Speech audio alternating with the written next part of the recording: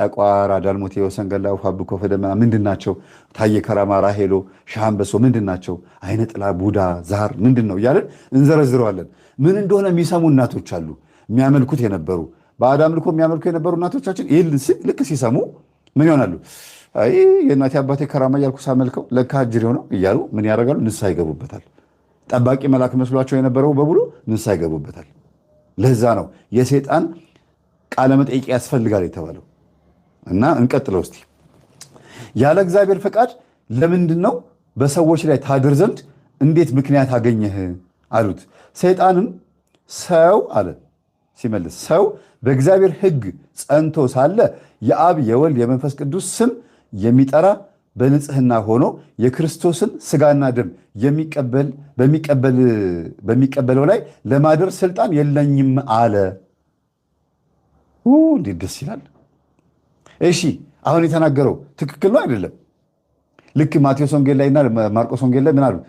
ኢየሱስ ክርስቶስ በዛ መንደር ሲያልፍ የዳዊት ልጅ ሆይ እባክህን አታሳደን፣ ጊዜያችን ገና አልደረሰም፣ አንተ የእግዚአብሔር ልጅ እንደሆንክ አውቀናል፣ የሕያው እግዚአብሔር ልጅ ነህ እያሉ ሰይጣናቶች መሰከሩ ይላል። ምስክርነቱ ንግግራቸው ውስጥ ሀቅ አለ። ግን ጊዜው ገና ስላልደረሰ ጌታ ተሰቅሎ በመስቀል እግር ስር የሚቀጠቀጡበት ጊዜያቸው ገና ስላልደረሰ ዝም በሉና ውጡ አላቸው ይላል። ዝም በልና ውጣ አለው ይላል።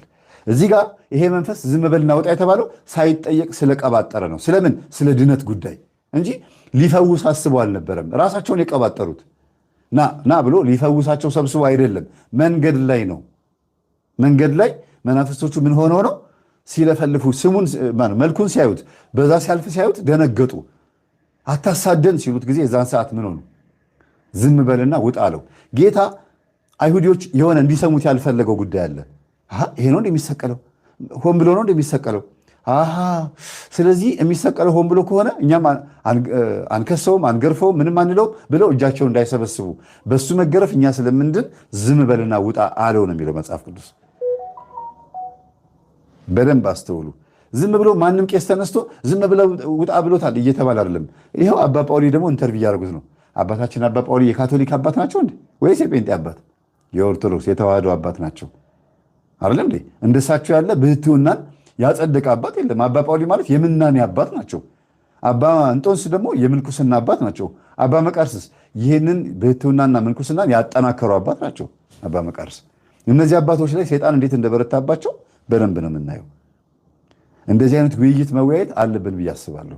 እንዲህ አይነት ቪዲዮ በማስተምርበት ሰዓት በደንብ ሰው እንዲማር እናንተም ሼር አድርጉ።